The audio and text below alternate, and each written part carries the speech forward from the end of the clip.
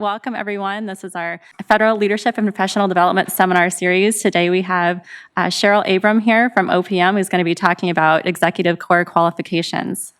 I'm going to give a quick little background. Again, as a disclaimer, no statement in the seminar should be construed as an official position of AHRQ, HHS, or any other federal agency. So the Federal Leadership and Professional Development Seminar Series is a by-government and for-government seminar series covering leadership and professional development topics and best practices. So we started it about a year and a half ago. It's for government employees, any GS level. In person and remote, the seminars happen every 1 to 2 months. There's no funding for this program, there's no cost to attendees or speaker payment. And the sponsors are AHRQ Magic Employee Group and also GSA DigitalGov University that is providing the webinar platform today. Our goals are here on the screen, so it's to share federal leader expertise and lessons learned, disseminate best practices for common activities, goals, and hurdles, provide free training, and also bring government employees together. This is the seminar vision: to build, retain, and connect a more collaborative, engaged, and capable workforce with the tools and expertise needed to more efficiently and effectively serve the public and ultimately go further, faster together. So here are some quotes about the seminar series. We've had a lot of success and a lot of interest, and folks have definitely spoken about how useful and valuable it is to have federal leaders talking about leadership in the government. So far, we have over 3,400 people on our listserv from across the government. The last 2 seminars alone, we've had over 60 departments/branches and agencies, so at the upper level. So just as a reminder, there is a member database survey that I have not closed yet. I'm trying to build up a member database so that people can actually connect with each other. If you are interested in filling this out, please do log into the survey here with your name and email, agency, etc. In this survey, you'll also be given the opportunity to sign up if you want to become more involved and volunteer. And I will share that link with you again today. So if you're in person, you all received a leaf. If you're not in person, you won't have the leaf, but you will have a survey that automatically comes out after the seminar concludes. So the leaf is to fill in your biggest lesson learned from the seminar. And for the people who are not here in person, there's a large tree outside the room that has leaves from previous seminars. So, but everyone who did register, you will receive a post-seminar survey. Please do fill that out. So our next seminar is coming up. We have seminars on best practices and strategic planning and evaluation, also mentoring programs, and political savvy. For all of the seminars, we will have registration opening about a week beforehand, and I will send out a link to the seminar series listserv. So if you're not on the listserv, here's the information for signing up. There's also a YouTube channel where most of the seminars are posted on the YouTube channel after the seminar. And again, that link for the database survey is below there. So I'm just pausing momentarily because I sat down my sheet. Okay, here we go. So again, we have Cheryl Abram, and I'm going to actually go back so that other pieces is up so people want to write down the links. But welcome, Cheryl, today. So Cheryl is coming to us today from the Office of Personnel Management. She is a social worker, a learning and development specialist, and an evaluation thought leader who, for the last 5 years, has been cultivating an innovative approach to training program evaluation and learning program design. Combining her knowledge and experience as a social worker, quality systems management professional, precision mentor, project manager, lifelong learner, and professional questioner, Cheryl has created and shared ideas around the globe. She has been interviewed by bloggers and social media personalities in Hungary, Australia, Canada, England, and the United States, appeared on the cover of a wellness information and advocacy publication, and was the keynote speaker at a 2016 Science and Non-Duality Conference. Cheryl is an inspiring and dynamic speaker, mother, author, veteran, daughter, and friend who, through sharing and implementing her ideas, supports others as they learn, unlearn, and choose to continuously emerge. Please join me in welcoming Cheryl Abram.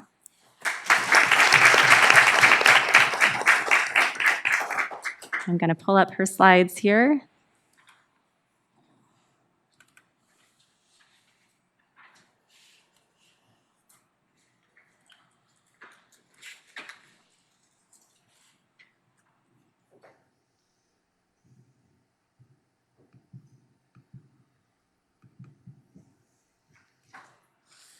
Okay. Awesome. Thank you so much, Kim. And thank you, everyone, for coming today. I'm actually really excited about this because I used to give talks on the ECQs a lot in my last job. And it's been a while since I was able to do this. And I love talking about the ECQs and sharing this information with you all. So I hope you really, you get something useful out of the talk today. All right, so it's going to be the way I designed this was to make it as clean and easy to understand and useful as possible. All right, so we're going to do a quick introduction. There's some stuff I want you to know before we really get into the ECQs. And then we're going to talk about assessing, achieving, and demonstrating.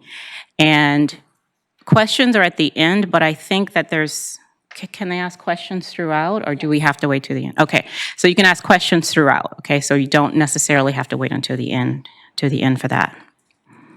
All right.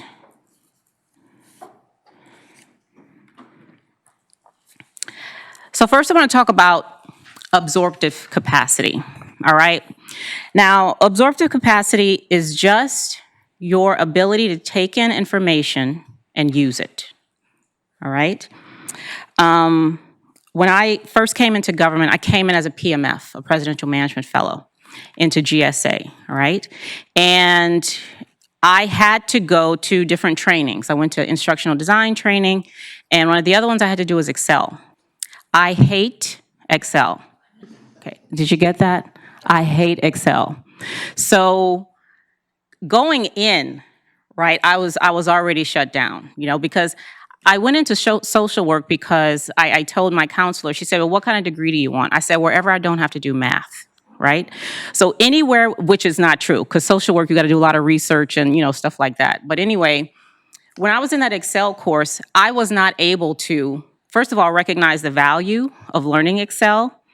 I did not acquire anything, right? And when I got back to the job, it was just like I didn't go. Okay, well, there were other things that contributed to that too, because it really wasn't required that I use Excel. But anyway, my absorptive capacity was extremely low, okay, when it came to learning that information, all right? So as we go through today, I want you to check yourself. We'll see what kind of absorptive capacity, how are you using it? Are you able to take in the information that I'm sharing, that other people will be sharing, and will you be able to use that, or are you using it as you're taking it in, okay? And this is also something that applies to organizations. Your organization also has an absorptive capacity. So what is their ability to take in new or different information and actually use it, okay? So the way that we're going to structure this is with the CCAR model. Do you guys know what that is? Have you heard of the CCAR model? So it's challenge, context, action, and result. For those of you who are interested in applying for the SES, this is the model that you're going to have to use to write your executive statements, okay? When you talk about your ability or how you were able to demonstrate the ECQs, you're going to have to use this model to write it, all right? So I'm going to use this model to help us go through the ECQs, all right? So you see how that works. And we're going to begin to use the CCAR model at the achieve portion of the presentation, okay? And I'm not going to read all of that up there, but this model, it's results-oriented, right? Because the Qualifications Review Board, that's the board that looks at your ECQ application, they want to know what you did, okay? So it's very action-oriented. The focus is on your accomplishment, okay? And for some reason, it's hard for us to write about ourselves, but you got to learn, okay? Because it's focused on what you did in the organization. No, was that the right one? Yes, okay. So to assess is to measure some aspect of yourself, typically using some kind of instrument or process, all right? So the instrument you use to assess your weight is a scale, your height, some kind of ruler, right? Your temperature, you use a thermometer, all right? So today we're talking about assessing your executive leadership experience and proficiency. And the tool that we're going to use to do that is the Executive Core Qualifications, all right? So the ECQs are the standards by which you are measured in government when you want to become a senior executive service member or any leader or a leader. Many of you probably have leadership programs in your organizations where you use the competencies within the ECQs, all right?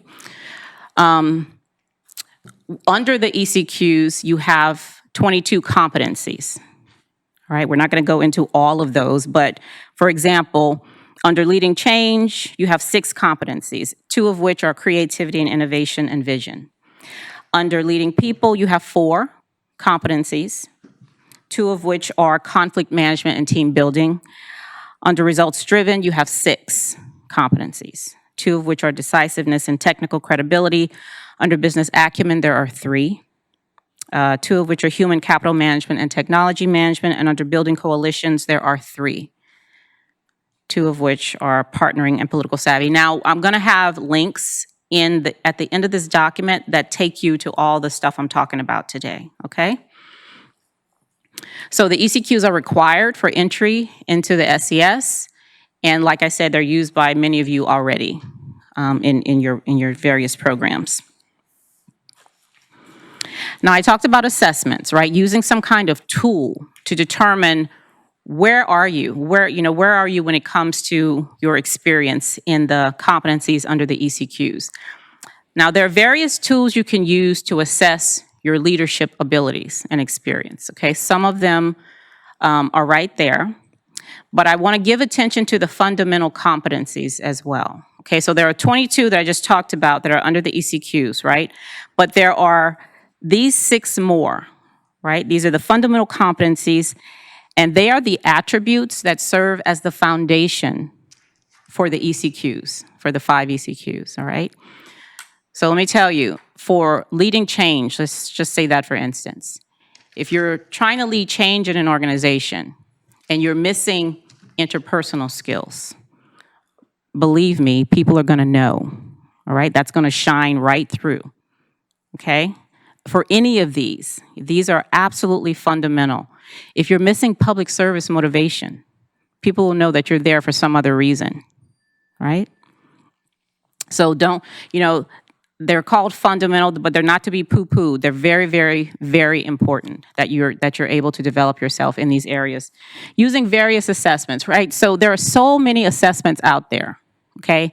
Last week when I was working on a project, I was taking a break from what I was doing, and something popped up on my screen for me to take an assessment to see what kind of cheese I am. I did it. I'm Swiss cheese.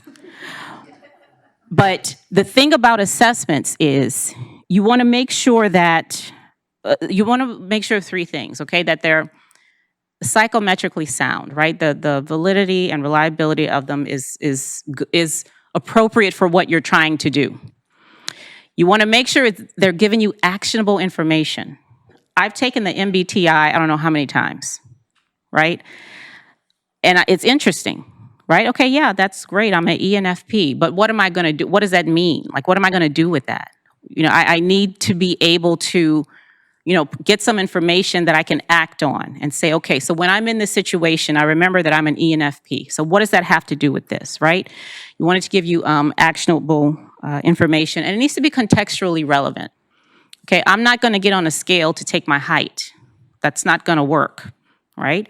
If I'm looking for something to help me assess my leadership experience, then I need to take an assessment that's for that purpose, all right? Now, just really quickly, I want you to notice this. When you are determining your proficiency levels, and we'll talk about that in a minute too, let's look at 2 things, leader development and leadership development, all right? Leader development, when I say that during this presentation, I'm talking about you, okay? The unit of attention and measurement is you, all right? It grows you, your human capital. It grows what you know, how you're able to act and respond, and it's independent of a formal position. Even if you don't have an SES position or whatever, that doesn't mean you don't have, you're not a leader, or you can't develop yourself as a leader, all right? Leadership development is the process, okay? And that's how you're interacting with people, the mechanisms and methods that you're using to navigate the organization, all right? And the unit of attention and the measurement up there is a group or a team, all right? So if you're looking to measure your leadership abilities, you would look for a tool, that would help you to do that versus your leader abilities. You'll look for a tool that helps you to do that, all right? This is just something to keep in mind as we move forward when we begin talking about development opportunities and things you can do. Okay, these are the proficiency levels.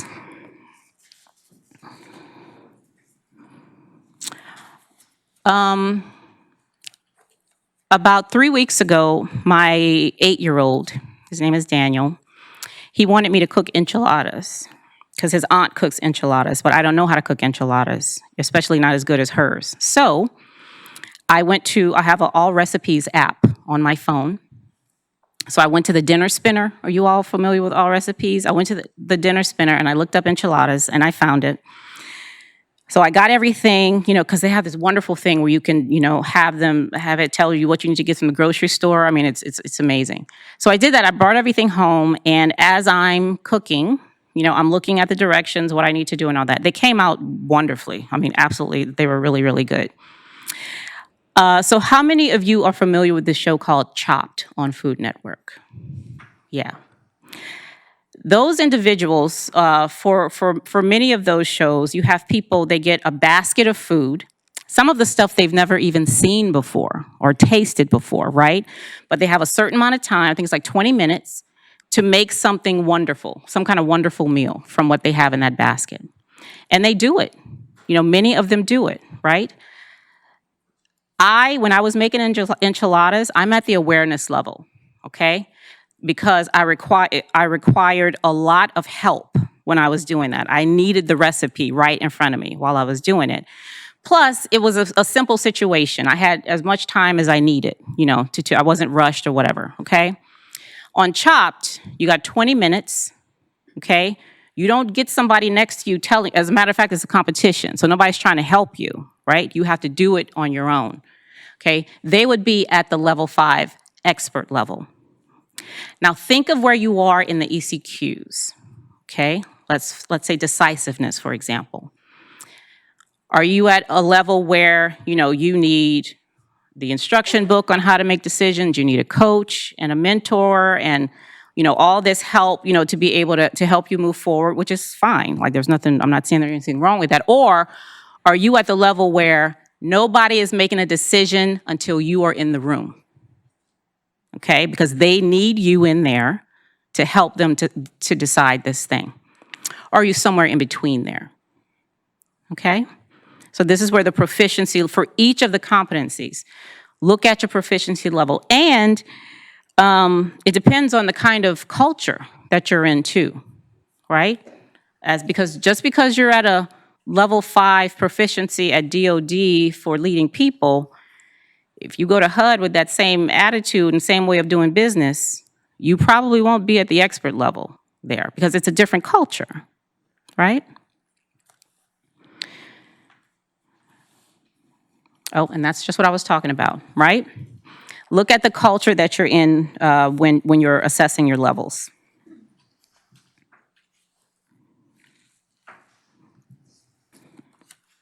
Okay, so let's look at a quick example about all this stuff that I was just talking about. Business acumen, this is one of the ECQs. There are 3 competencies under business acumen.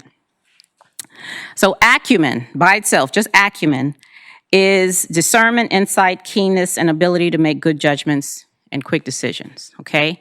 You want your doctor and your surgeon to have acumen. You want your mechanic to have acumen, right? That show, I don't know if it's still on TV, called The Nanny, right? Where she would go in and help people raise their kids and, discipline their children and stuff, right? She had acumen regarding parenting and things like that, okay? So here we're talking about financial management. That's one of the competencies under business acumen, okay? Think about where you are when it comes to financial management and business acumen in your organization. Do you have, this is at the advanced level, this one that I'm showing here, and again, this is in a document where you're going to have the link and you're going to be able to go and see all this. At the advanced level with financial management under business acumen, this is what you should be able to do, things like this, okay?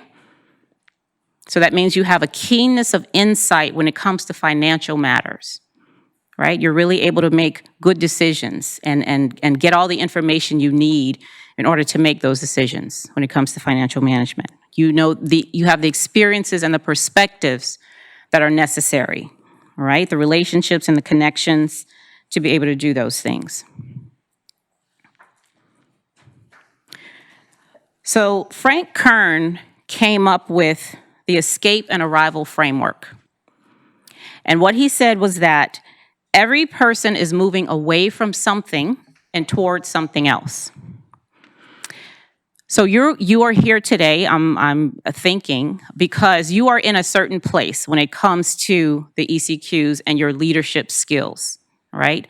You're trying to escape from that place and get to another place, a different place, all right? So again, the framework is called escape and arrival, and everybody is moving there because in the middle you have that gulf. So what we're going to talk about here is how do you get across that gulf? What are some things that we can do developmentally to help us escape from where we are and arrive to where we want to be?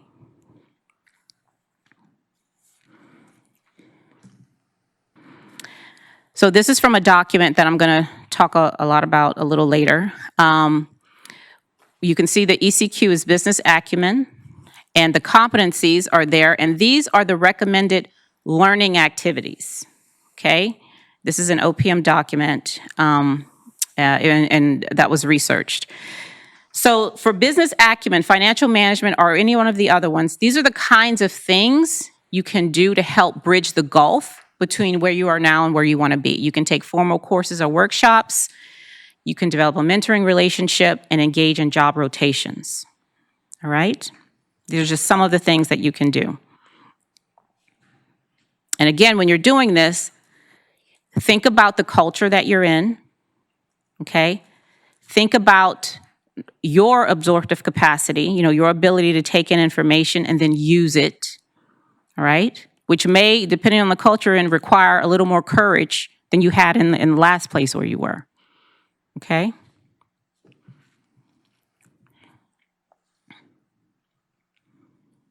So I just said a whole bunch of words and a lot of stuff, so let me know before I go forward into this next section if you have any questions, comments, anything confusing. And the web link is going to be provided at the end, right? Yes. We have some questions coming in online. Great.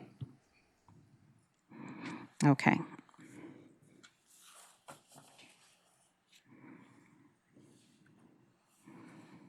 One person just asked for additional information on the CCAR approach.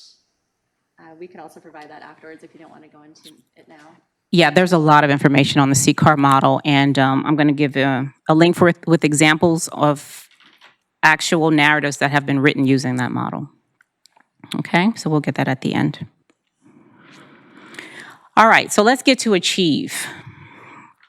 To achieve is to successfully reach an objective, our goal, by effort, skill, or courage. Now, I have a sister-in-law. I call her my sister. We've known each other for like 20 years, right? We were both married to the brothers. She was married to the older brother. I was married to the younger. And then we both came to our senses, and we're not married to them anymore. So I love her. Like, she's absolutely amazing. She helps with my boys. I'm only able to do the things I'm able to do because she's there. She's just absolutely amazing. She does anything I want, and she's wonderful. except during football season. Now, Karen is a Patriots fan, which is okay. I mean, I'm not into football like that, but I have no choice during football season because she has the Patriots socks and the shoes and the jackets and the chamois, and she makes the cake, and I'm hearing about it every single week, and it's too much, especially because I'm not into football like that. So she was going on and on and on, one day about, what we did in the game, and I'm like, what are you talking about, we? I was like, what did you do? What did you do? Like, why are you so rah-rah about, you're saying we, because I said, you haven't done anything. Like, what have you achieved to be here, in my face every week about what we did in football, how many touchdowns we got and all that, right? So today, moving forward, we're talking about you actually achieving something. You're not a fan, okay? This is about you on the practice football field. During practice, you're still getting hurt, right? You're still falling down. People are still cussing you out. You're still having issues. You're still afraid. All of that has to happen on the field because that's what the game looks like, okay? The game looks just like that. So the practice, the learning activities, the development that you go through to achieve these ECQs, you're going to have to go through the same thing in your organization. So whatever you do, wherever you're doing it, you got to be in the game. It's still practice, okay? But you're still on the field making your own achievements, mistakes, failures, and successes, all right? So that's how we're going to approach this. So this is the document that I was talking about earlier, the Effective Learning Interventions for Developing ECQs. I was able to work with Professor Steven Zaccaro from George Mason University. He and his team of researchers took all of the executive core qualifications, including the fundamental competencies, and they did empirical research to say, these are the best ways that we found for you to develop yourself in these particular ECQs. Okay, and the one I showed on business acumen was the one for that. In this research, he identifies 5 classes of leadership development. All right? And the research suggests that when you select your development opportunities, whatever you do, it's going to have a combination of these, right? It's not just sitting in a classroom. It's not just on-the-job training. It's not just a coach, right? There's going to be some combination of these when you're looking to develop yourself in leading change. Okay, what does that development look like? All right. So the first step in the CCAR model, the first thing the Qualifications Review Board, which is executives who get your SES application and they look at it to determine whether or not you're ready. What they want to read, what they want to see in your narrative is, what is your challenge? Okay, what was going on with you in the organization? Okay, so what I want you to do is to look at this picture. You are sitting at this table looking at your team. This is your team. All right. What's the challenge that you all are faced with? And you can write it down if you want to. I know everybody in here and on the phone has some kind of challenge you're dealing with right now. Okay, including me. All right. So what is that challenge that you're dealing with right now? What are they looking at on that screen? What is everyone anxious about? What needs to happen, during this reorganization, during this change in administration? What needs to happen?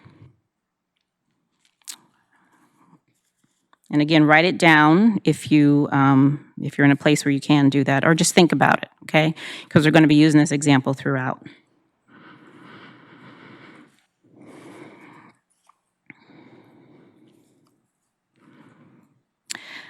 So in the book Immunity to Change, Any of you read this, Immunity to Change? If you haven't, please do. It's very, very good, by Robert Keegan and Lisa Lasko-Leahy.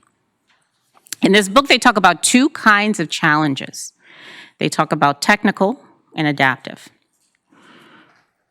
Now, a technical challenge is easy, right? That's something you know, okay, we need somebody who knows how to use Excel. Okay, that's really going to help us get to the next point. So let's hire somebody who knows how to do that. We need an expert in this area, in the area of problem solving. You know, let's get that person in here. Let's get a contractor in here to do this thing, right? Let's, you know, and the change, it's easy and it doesn't take a whole lot to get it done. Then you have adaptive challenges, all right? These are very, very difficult to identify. And they're difficult to identify because you are the challenge, right? You're the problem. And we're not going to readily admit that, right? So adaptive challenges require changes in your values, your belief, your perspective. And you can't go to Google and type in, you know, how do I fix this issue I have? Okay, because it's you. Again, you're the problem. Did you hear that? Okay. I'll move on before y'all get mad, but that's, so I'm dealing with I'll use mine for example. And I probably have people I work with on this call, but that's okay. I'm dealing with a challenge right now, standing something up in my organization. And there are some technical issues there, right? There are a lack of processes and, you know, things like that. But I'm also noticing that there are adaptive issues too, right? I have a certain way of seeing things, okay? And I want everybody to see what I see, okay? But it's gonna take me actually questioning what I see and the way that I see it, okay? Because the work still needs to get done and I can't be the block from it getting done. I'm there to do a certain thing, but at the same time, the adaptive issues are me actually getting in the way of those things being done. Do you see what I'm saying? So that kind of thing, it really does take a lot of self-talk, you know, and I've actually had to do that. It takes coaching, you know, from somebody to really help you recognize, well, what's going on with you, you know, that's preventing you from getting to the next step. All right? And again, difficult to identify, right? Many times because we don't want to. But it's necessary if you're going to get over that gulf from escape to arrive, okay? So leading change. Again, think about what your challenge is. For creativity and innovation, creativity and innovation is one of the competencies under leading change. And it's to develop, I'll give you the definition of creativity and innovation. It's to develop new insights into situations, question conventional approaches, encourage new ideas, design and implement new or cutting edge programs, okay? Where are you? Think of the proficiency levels from awareness to expert. Where are you when it comes to creativity and innovation? Here, to help you bridge that gap, you would develop yourselves by engaging in action learning projects, also engaging in developmental assignments along with feedback mechanisms and mentoring. So if you have some issues really questioning, oh, this is the way we do it here, right? If that's the answer and you really have a problem with seeing other ways, then you may need to take advantage of some developmental opportunities to help you to be able to, you know, think more creatively and open your absorptive capacity a little bit so you can consider other kinds of information and ideas. Because to the extent possible, we don't want the challenge to be an adaptive one. Okay, we want to be sure that that's taken care of because the technical ones are a lot easier, right? At the expert level, this is what you do when you're leading change. These are some examples of things you would do when you're leading change.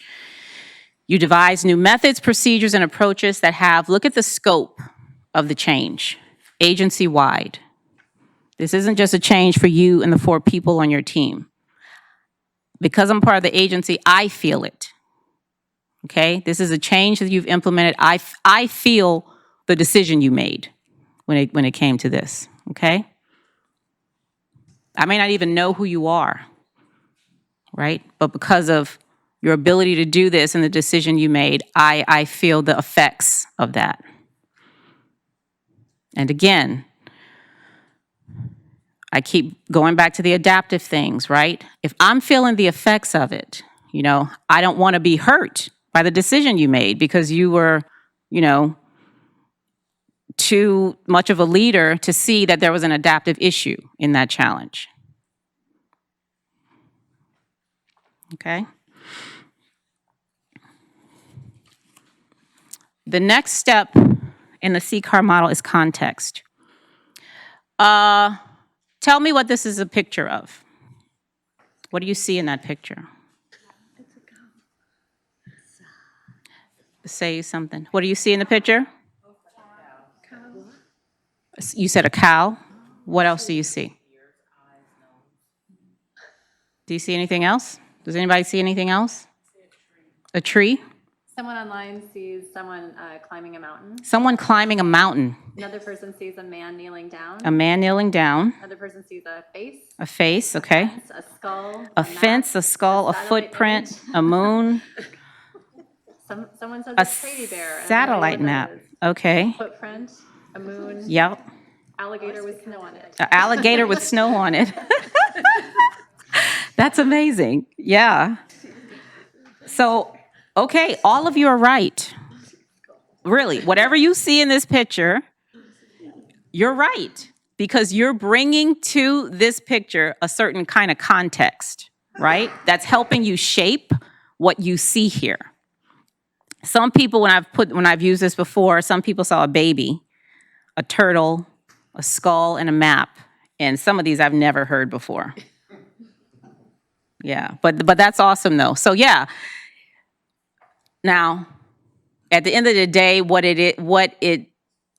people normally see, let me say that, is a cow, right? Because you got the 2 eyes there, it goes down to the snout, and the 2 ears on the side. I know some people still don't see it, which is fine. Do you see it? So, now that you have your challenge, you know what your challenge is, okay? Now they're going to want to know, when you're writing your ECQ narrative, in what context was that challenge, okay?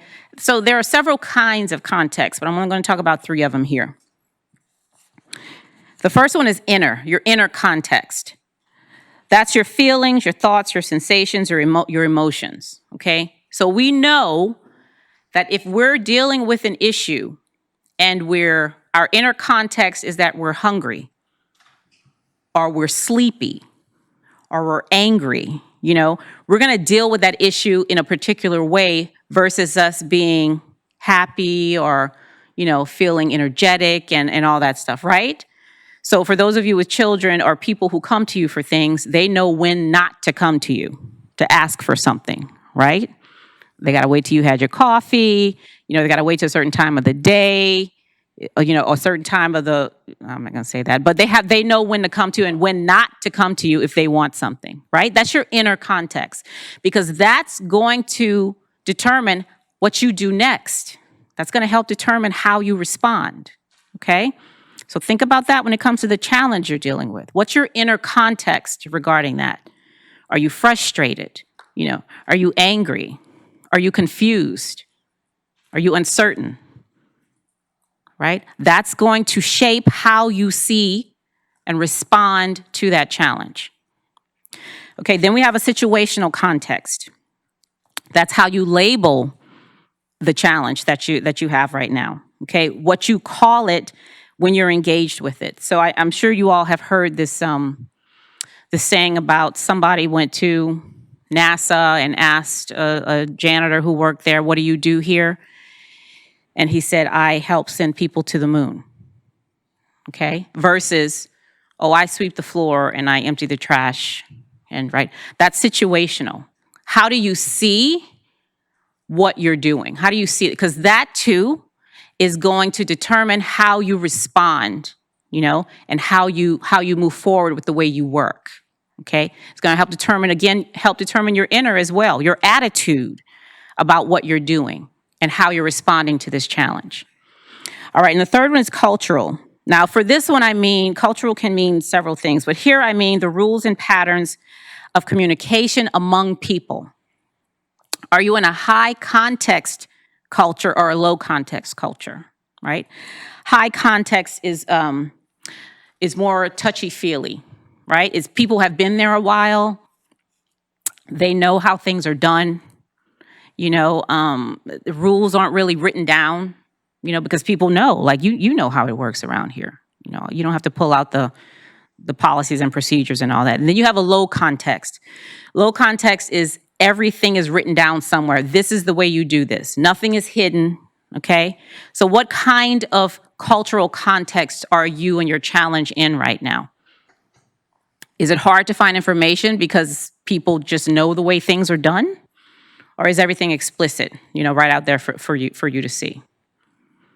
Now, if any of these contexts are the way you're responding, think about the way you're responding to the challenge that you have and what your contexts are, and do these things need to change? Because you can change your context if you want to, all right? You can absolutely do that. So if you thinking about your issue, you know, is raising your blood pressure, then that may be something you want to try to change, because it's going to be hard to deal with it, you know, if you have that kind of inner context.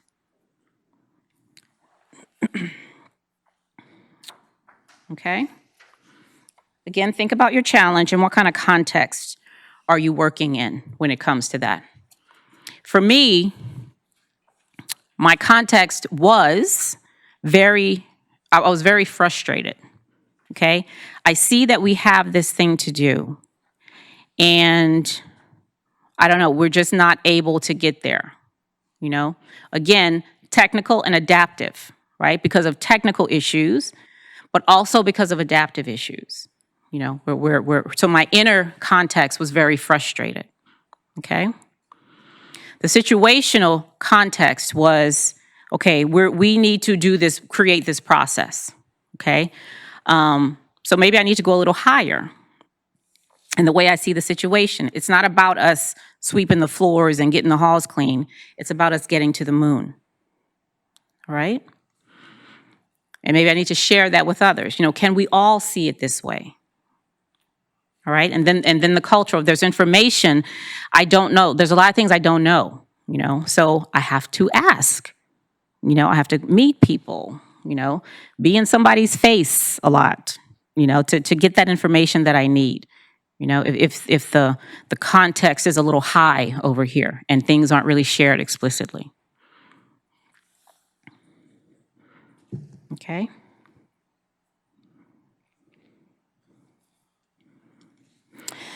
So the next one is action. What did you do? And again, this is about being on the field. And action is anything you do to achieve an aim.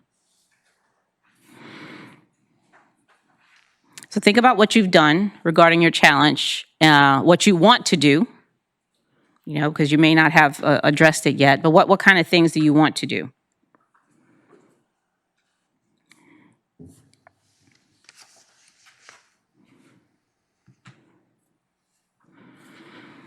And again, we're on the field here, okay? Because the ECQs, they talk about proficiency levels, not performance levels, okay? And there's a slight difference.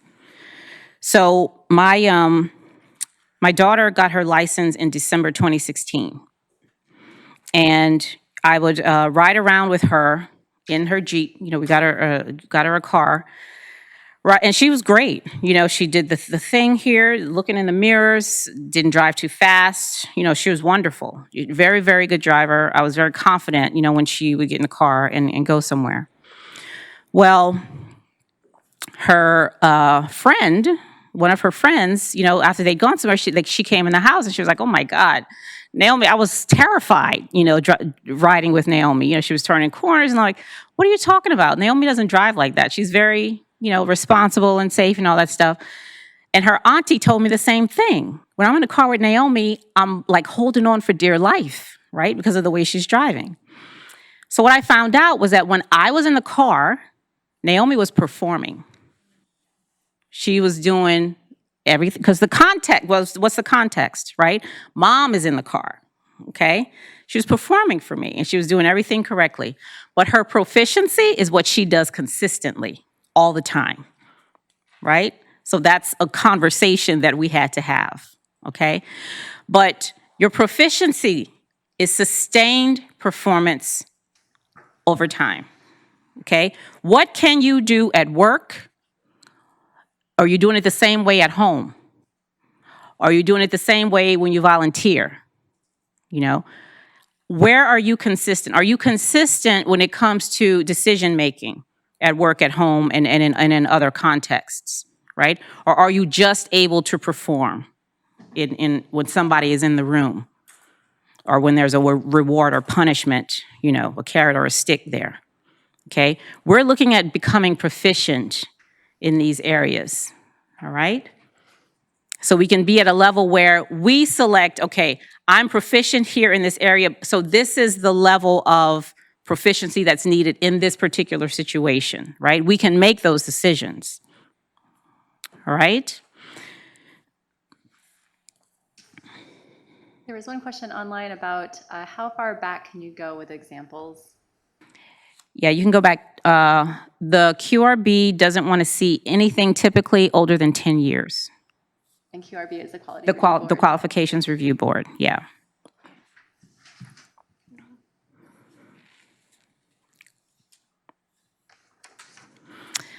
Think about performance as scripted, okay? And think about proficiency as improvisation, all right? Just on your toes, right there in the moment when something comes up. You're able to respond at a certain level of proficiency. So let's look at building coalitions, which is ECQ 5. Political savvy is one of the competencies under building coalitions.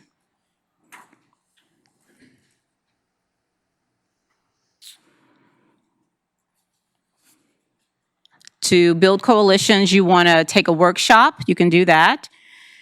That includes case studies. You want to participate in some simulations, right? Because you want the environment, again, you want the practice to look like the game. Okay, so you want to be able to do role plays or simulations that mirror to the extent possible what the game is going to look like. Because you want to be able to be provoked in some kind of way. You want to be triggered, right, in some kind of way, so you can push through that and actually show a certain level of proficiency in political savvy. And it's not just because. So I was in the Army, and in basic training, for those of you who are in the military, I'm sure you remember this. We had to do NBC training, nuclear, biological, chemical, right? So we had to put on the mask outside the gas chamber.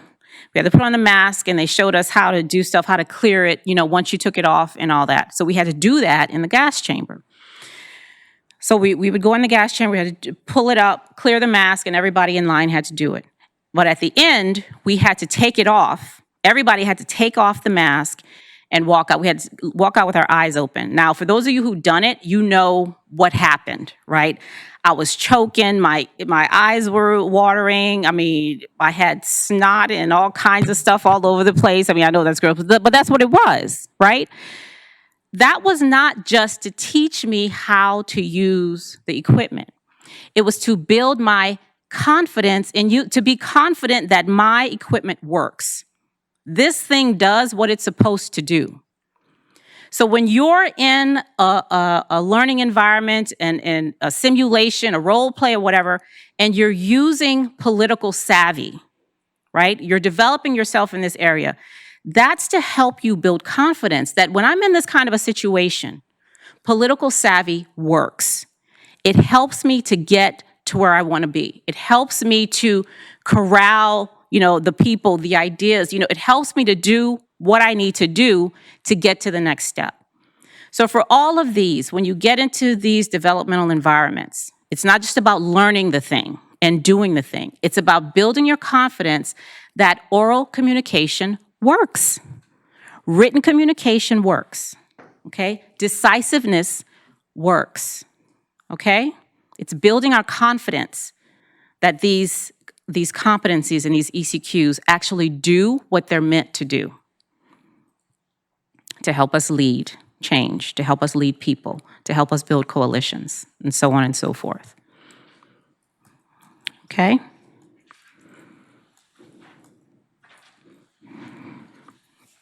So building coalitions, this is what political savvy looks like at the advanced level of proficiency, right? You're able to establish a clear vision for the organization.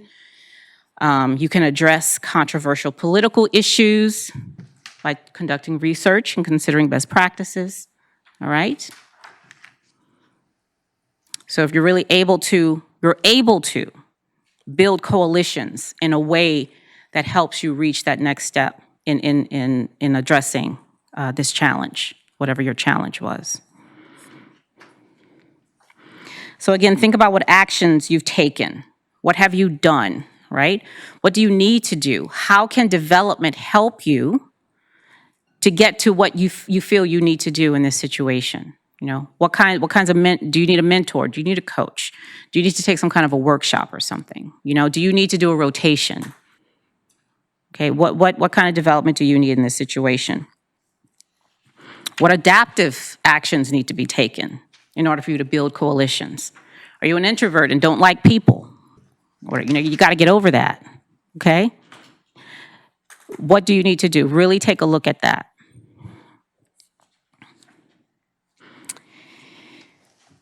And result. Result is a consequence or what was produced, okay? So you have a challenge, that's the C. In what context was that challenge? That's the other C. You took an action, or you're going to take an action. Now, what was the result? That's what the Qualifications Review Board wants to see. They want to know, what was the result of all that? What happened? What was the effect? What was produced? Now, when we talk about result, we talk about two kinds of results, outputs and outcomes. Okay? Excuse me. Now, outputs are, just to be really simple about it, those are things that are more visible, right? You created a policy, you establish a process, and they're also more internal, right? So it's the people within the organization that see the outputs. The outcomes typically are external to the organization. So for that policy you created, now I have it, okay? I'm your customer, okay? The outcome is what I do with it. And for outputs, you have a lot of influence. Outcomes, not so much, okay? Because now it's in my hands. Okay, what did you intend for me to do with it? Is that clear?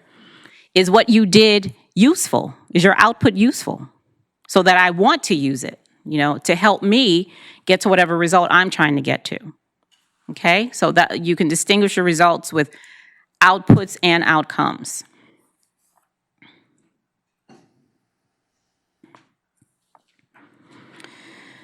So for results driven, look at your challenge. What kind of tangible outputs do you have or do you need for your challenge? Okay?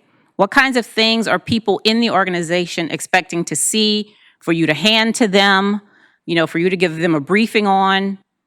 What are those things? And then what are the outcomes? Is someone looking for outcomes from this? Is what you're doing meant to increase,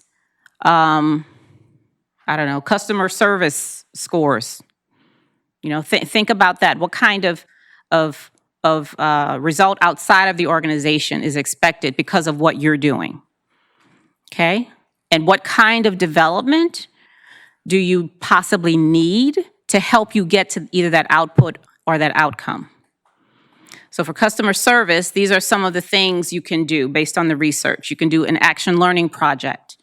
Self-reflection is very important here. In personal growth programs, we're talking about leader development here, okay? Coaching and role-playing is also up there.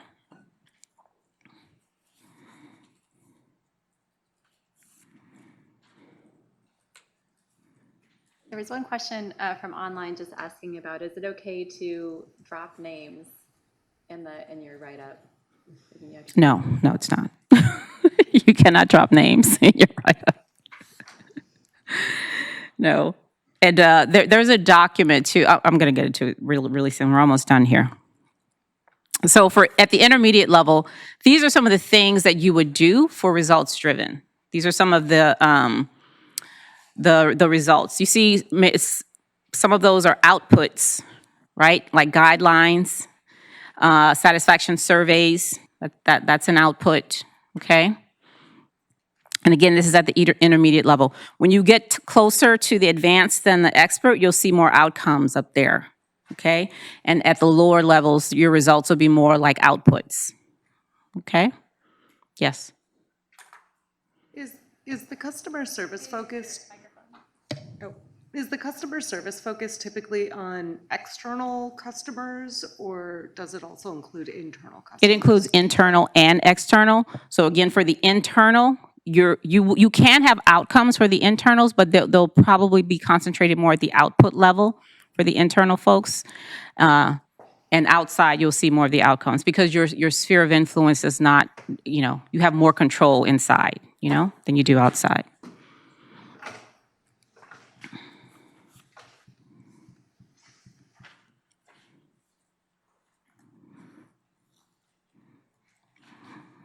So before I get to, when I was going through this this weekend, Kim, I realized that I forgot to put leading people in here, right? Which is also one of the ECQs, right? So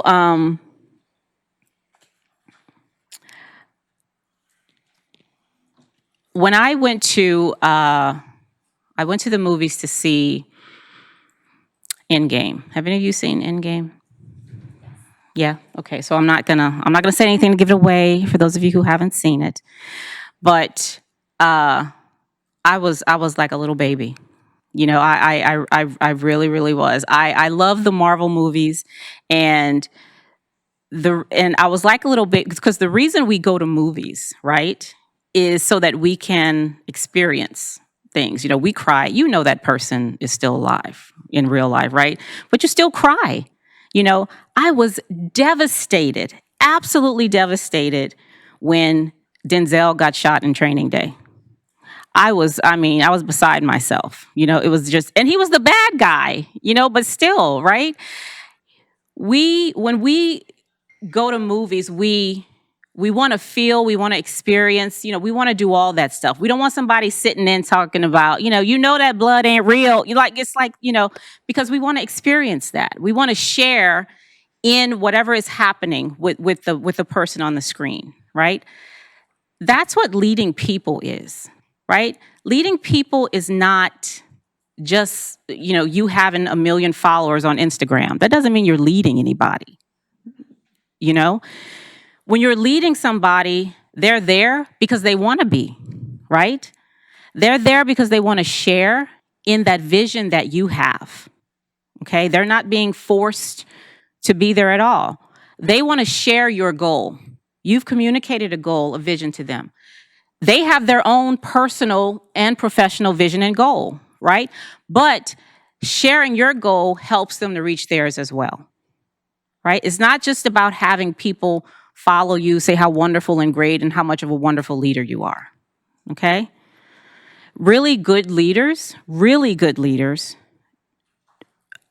they manufacture other leaders, not more followers, okay? So I said that again because I left out the slide on leading people, but if you want to lead people, then you have to lead people. That's the only way you can do it. That's the only way you can learn to do it. You have to just do it, right? And the way you do it, we're going to skip that one right now, is you have to demonstrate it. For everything that I've just said, right? You just got to do it. You have to get out on the field, even when you're in your learning environment. Your learning environment is also the work environment. Look at it that way. I'm working here. This is work that I'm doing. With the individuals in here, this is work right here. Okay? So what are you going to demonstrate in this work environment? To lead change, just lead change.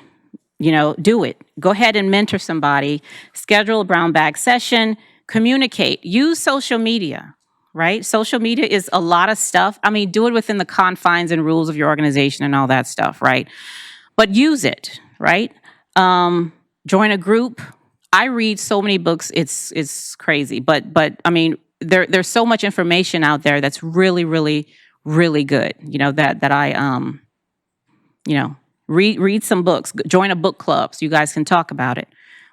We had that at one of my other organizations, a book club that people can participate in to talk about the book. You want to lead people, okay? Just do it. Do it wrong, fail at it, get critiqued about it, but just do it, okay? Because that's the only way you're going to be able to develop it and get better at it. Communicate your vision. Show empathy. Now, empathy, that's not like seeing something sad and, oh, that's really horrible, or whatever. Empathy is you sharing perspective and experience, right? It's not you getting in somebody's shoes. I'm in my shoes, right? But what you're doing is you're sharing that perspective and experience, right? So in the organization that I'm in now, I said from day one, this is what I don't do. Okay, I don't do that. I'm not coming here to manage this kind of system, and I'm not going to do that. But I'm now doing that, right? And I had to talk myself into doing it. But what I'm able to do now that I'm doing this work is I have a perspective and experience that I didn't have before, right? By doing the work, I'm actually showing empathy in that way, right? Because now I don't have to walk in your shoes. I'm walking in mine, but I'm sharing in that perspective and experience, which informs my ability to then lead people. Okay, and of course, learning something new and volunteering are good ways to develop yourself in this area. Go build some coalitions.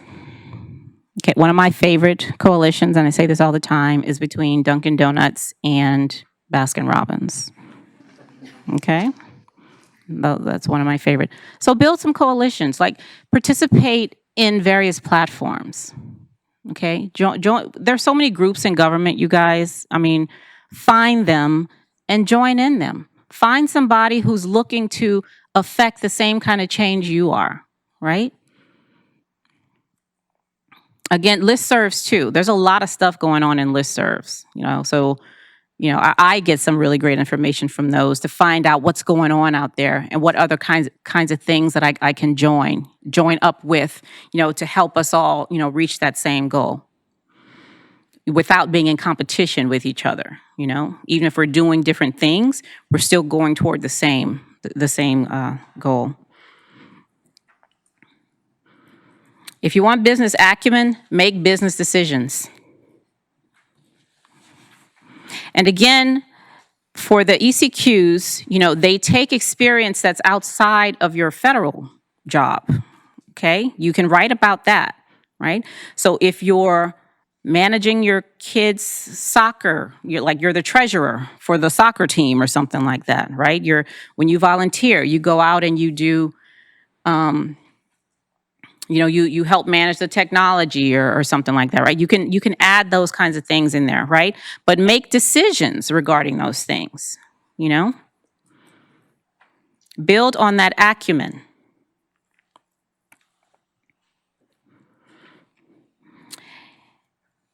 And results-driven, produce something, right? Produce an output. See what people do with it. See how useful it is. See if they're using it. What kind of outcome, did you contribute to? because they're using the output that you created. All right? Now, here are some tips. This is the guide to senior executive service qualifications. Again, there's a link here where you can go and find, these are just some tips. They have a lot for you on writing your ECQs. For example, follow the CCAR model, which is the model, the challenge, context, action, result that we just went through. Avoid a laundry list of activities, right? Don't just write a whole bunch of stuff I did with no context or whatever, all right? Recent experience, question was asked earlier. Experience over 10 years old, may not be the best stuff to put in there. So, try to look for things a little more recent than that. And again, you can include non-federal experiences, which means you can go to non-federal places to learn and develop yourself in these various places, right? It doesn't all have to be something that your agency paid for. All right? And it doesn't have to be formal. If you're dealing with something at home that requires you to lead people or lead change or build coalitions, practice there. Okay? Practice right there. Because again, this is about proficiency. The way you do it at home is the way you do it at work, is the way you do it with friends, it's about proficiency, being able to go across contexts and still demonstrate that same level of proficiency. All right? So key messages from today. First, recognize the value of new and different information. Okay? And be able to acquire that and actually do something with it. So if there's anything you heard today, that you can acquire and do something with, then do that. Okay? Distinguish between leader and leadership development. Okay? For this particular situation, is it about me? Like, do I need to develop myself? Is this more of a self-awareness type thing, right? And the process, which is leadership. Okay? Distinguish between those when you're looking for your developmental opportunities and when you're creating them for yourself. And do the ECQs to learn it. I mean, that's really all I was saying today, right? If you're going to learn the ECQs, develop yourself in these areas, you have to get on the field. You just have to. All right? And you're not going to do it right every time. You're not. You're going to fall. You're going to get scraped up, all that stuff. People are going to get mad at you. You're going to be mad at yourself.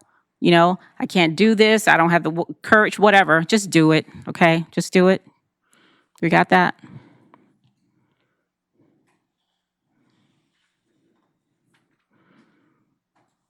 I don't even know what time it is. Do we have time for this?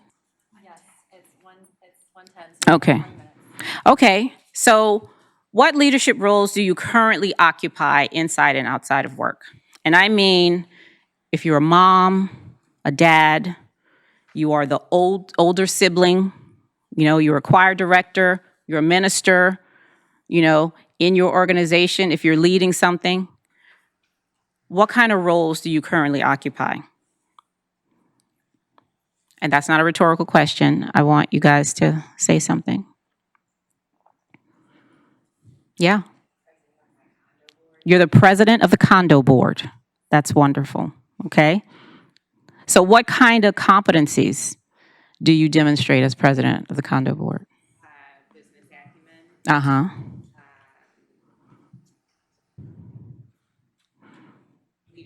Leading people. Yeah. Okay.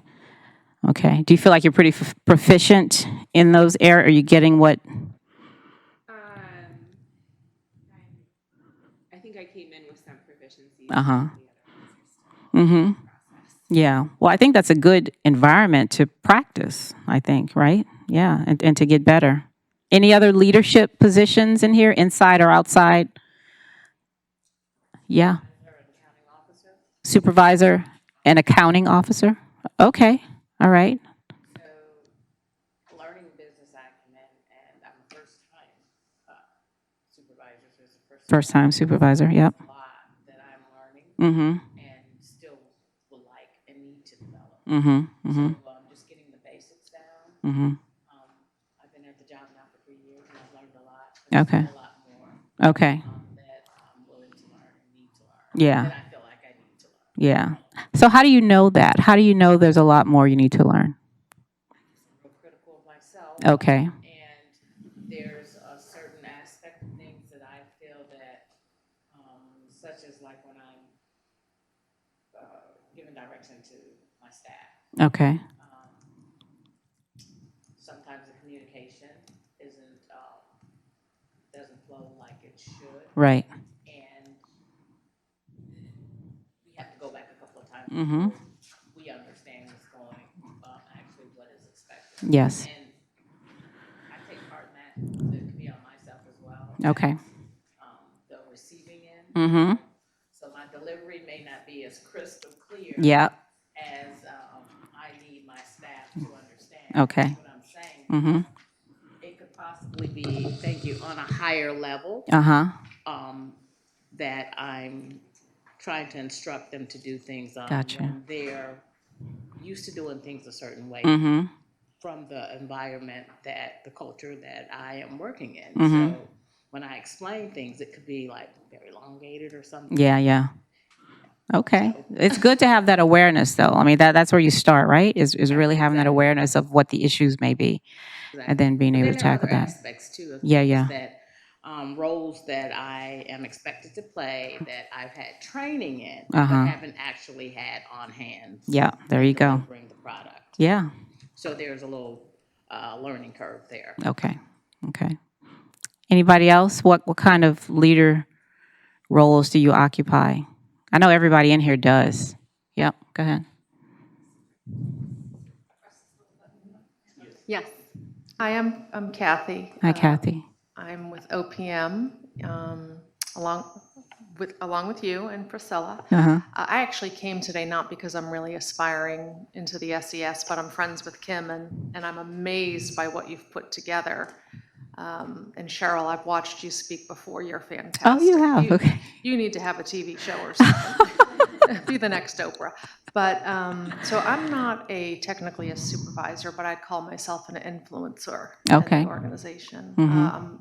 I'm a senior employee. I've been there quite a while. I'm, a technical expert. But OPM, a lot of people have probably heard, what's happening with us. Yeah. We've been undergoing tremendous. Well, we don't know when the change is actually going to happen, but there's been a lot of tumultuousness. Yeah. And so, in my organization, even though I don't have the title of supervisor, I end up leading because I speak up. And you go to an all hands and nobody wants to ask the tough questions. Right. And so I end up just sort of being a leader in that respect and making a voice for people who are too nervous to ask questions. Yeah. Yeah. That's great. Part of being a leader is to model, just is to model leadership. So somebody seeing you saying something, could possibly give them the courage to do that too, hopefully. Yeah, please. Can I ask a question that's not related? Can you Sure. turn your mic on? Thank you. So in some applications, they also requested the professional qualifications and also the technical qualifications in addition to the ECQs. So do you recommend using the model to answer those questions also? So- or should you just list your Right. technical qualifications? So OPM, the Qualifications Review Board, okay, which is the final board that your application goes to, they do not look at or want any kind of technical quals, okay? They're only looking at your leadership ability. Now, your agency, the agency that's going to hire you on, they want to see, if they require technical qualifications, they want to see all that. But once it gets to OPM only wants to see your leadership experiences and proficiency, okay, in those. So before we actually go into more comments about, or more questions about the actual talk, I just wanted to give the folks online, because the folks online have been typing a lot of Okay. examples of their own examples in. So I Good. just wanted to say some of these examples include being treasurers and chair people for their churches, alumni groups, 4-H, Rotary Club, Girl Scouts, Boy Scouts, offering training to homeless women, so job training, being the town conservation and the town conservation commission, leading mentoring programs, et cetera. So the folks online have a lot of different suggestions of positions. That are in Yeah, this and report all as of well. those are wonderful, right? Those are wonderful, wonderful places to help to develop yourself in these various competencies in the ECQs. Yeah, and you can use that, when writing your ECQ statements. Yes. Can a ECQ include something that wasn't on your resume? So you're talking about leadership here and technical competencies around the agency, your resume perhaps focusing a lot on the technical competencies piece of a specific job versus things that happened that show leadership that may not be as direct to that topic. That by topic, you mean the ECQ you're talking to? You're No, talking about? The position. So if you're going for a financial assistance oversight position, but your experiences in program, perhaps you focus your resume a lot on your experience in financial assessment, but program, you have examples of large programmatic changes or initiatives that you focused on. But basically, will OPM say, if I don't see your ECQ in your resume, I don't want to think about it. You didn't even mention your resume. That's pretty much the way it is, right? Yeah. I think it's two separate things. My understanding is that your resume would go to the HR manager at the agency where you're applying, but the executive core qualifications are reviewed by an executive board. So they will not have to correlate. The two set, it's not a set. It's one thing is one thing and the other thing is another thing. Thanks, Priscilla. Okay, any? We actually do have some more questions from the online Yep. folks. So, and also some comments from them as well. So one thing, people were suggesting that the federal executive boards are a great tool to get information, and gave the address www.feb.gov. Other examples, Young Government Leaders, Senior Executive Association, those are other groups as far as getting more information. Some folks asked about, is there some sort of document that has examples of different listservs you might want to get onto for collaboration and connection with other people. I actually have been kind of making a list of listservs, so I can send that out to the seminar series listserv. If you're not on the seminar series listserv, please do join. I see a lot of people asking about, can you please send me the transcript? But if you just join the seminar series listserv, I will send out the link to these slides, the link to the recording, and also the transcript as well. So, and in addition, there was a seminar about a little over a year ago now, that had an appendix with a lot of information about different trainings and various things related to ECQs and leadership. So I will send that to the listserv as well. Folks have asked about, how do you find mentors and coaches to review your ECQs and help you with them? Yeah, so anybody else here who has ideas about that, but I know that OPM, what I don't know is like who's managing it right now, but there is a SCS mentoring pool of people, right? So there are SCS who've signed up to be mentors to other SCS. So you would have to get, I think each organization has a POC for that. So probably in your executive resources office. So you would get with that person to have them, get you access, it's on Max, get you access to that database of SES where you can go and look to see who's there, and who has, the competencies that you want to talk about or whatever that is, right? And select those individuals it's situational mentoring, right? So it's not over a period of time. They'll meet you for coffee or talk to you on the phone or something like that, right? Yes. The SES mentor pool is on max.gov. That's where the database is. It's on Max, right? But, so it's it's called the SES Situational Mentoring Program. And we can send the link out. Yeah, I'll have to find who manages it now. But there is that. I don't know if anybody knows of anything else. Yeah, go ahead. Would that also serve the SES and mentor pool for smaller agencies? Oh, where yeah, it's- Someone in their HR, I guess, would have contacts for, Yeah, possibly. So whoever at OPM who's managing it, like they would know who the POCs are okay, for the various agencies. So, yeah. thank you. Yeah, go ahead. Shameless plug for the federal executive boards. Okay. The FEB in Baltimore, we're actually going to be doing another round of Executive Women in Motion. I know there was a couple Excellent. videos from the ones online from the last couple years. We haven't done one since 2015, but it'll be at the end of August, and part of that is getting access to those SES Yeah. mentors to talk through these things. Very candid discussions. They're there, and same thing. This is probably not going to expand into a quarterly, monthly. It's let me get what I can, Yeah. take those nuggets and go from it. But a lot of our programs do tend to have access to senior leaders to get that kind of exposure and insight. If you can send yeah. that information to me, I'll send it out to those servers as well. Thank you. Yeah, that's great. I actually participated in a couple of the Executive Women in Motion programs, and they're absolutely amazing. They really, really are. So please do take advantage of that. There was another question about the length of the write-up. Can it be shorter than 2 pages and no longer than 10 pages? What's the range for the write-up for your ECQs? Yeah, I believe it's no longer than 10. Is that right? Who here has written their ECQs? You've written yours? Okay.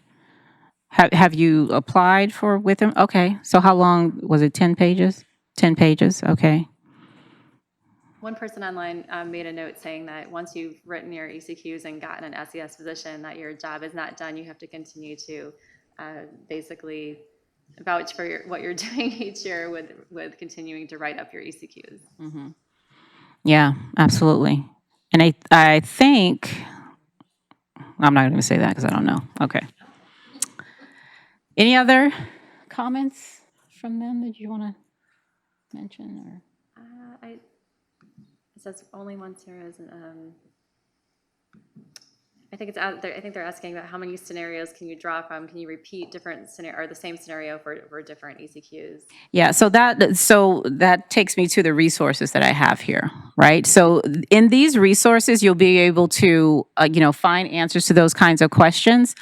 I'm not that intimate with that aspect of it because I mainly do the development part, for the ECQ. So we have the framework for continuing development of SES. There's the OPM Proficiency Levels. The guide to SES Qualifications has a lot of great information in it that'll really help you answer a lot of these questions that you may have. And when you get in touch with an SES or someone who's actually done it, they can help you to get that information too. Okay, and also some websites down here. The OPM Wiki, which Priscilla is actually cleaning up for everybody. You can go there. It has a lot of good information on the wiki. So that'll be very helpful for you too. Priscilla, this is a question for you. So is there a location where folks can go to find the candidate development programs, or is it just something that they need to go on USA Jobs? You have to go into USA Jobs. You can set up a saved search for candidate development programs. Every agency that administers a candidate development program has a separate criteria and evaluation process, and also separate application procedures.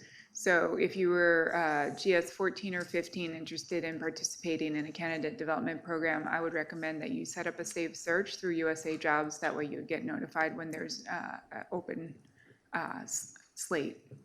Okay, great. All right, anything else from anybody out here?